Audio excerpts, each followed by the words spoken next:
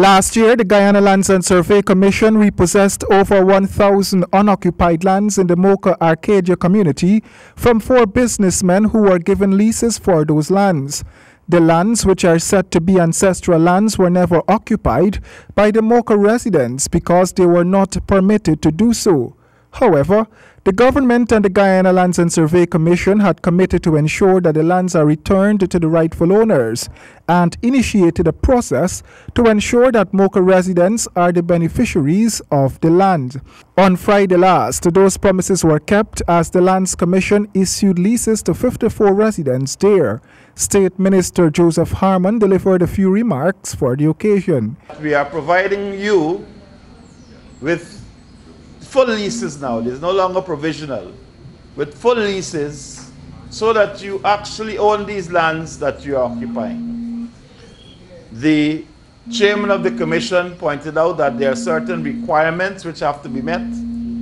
But I want to go beyond those requirements. And I want to say to you that you are receiving these leases at a time when there is a certain buoyance about being Guyanese. A certain buoyance about Guyana itself. The minister observed that apart from the Mocha lands being unfairly leased in the past, the number 3 canal, which is the canal to properly drain the Mocha and surrounding communities during the rainy season, was not given comparable attention as the numbers 1 and 2 canals on the West Bank.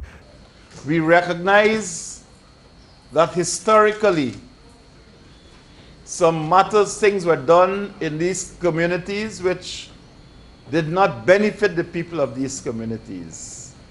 And on that occasion I said, as an administration, we will right those wrongs which were done to people in these communities.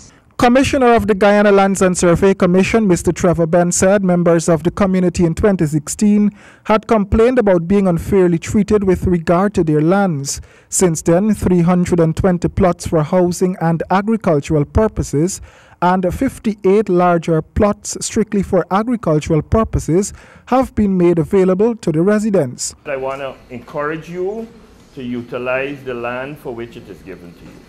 It's important that you demonstrate that you deserve this land. I know many people have been complaining that the land is waterlogged and you can't do the work that you want to do, but I also know that the government has a program in which the Ministry of Agriculture is assisting with the silt in the canals and opening up the drainage to help you to have dry land to do the work that you have to do. So there's no excuse.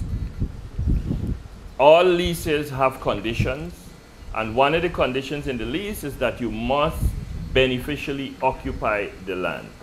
The recipients are the first batch of an initial 135 residents who are to receive their leases. Roy Den James, HGP Nightly News.